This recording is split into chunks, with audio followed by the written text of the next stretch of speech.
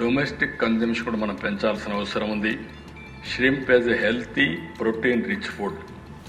మీరందరూ కూడా తింటున్నారో లేదు తెలియదు, కానీ నేనైతే ఒక పూట కంపల్సరిగా చేపలు లేకుంటే ప్రాన్ ఇవే తింటున్నా. కాబట్టి it is a very good food.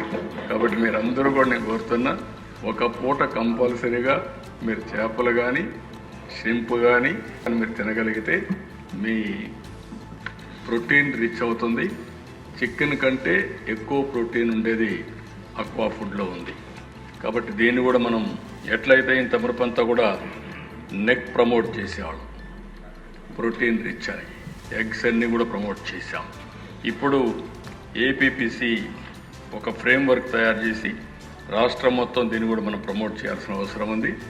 దేశంలో కూడా ప్రమోట్ చేయాల్సిన అవసరం ఉంది.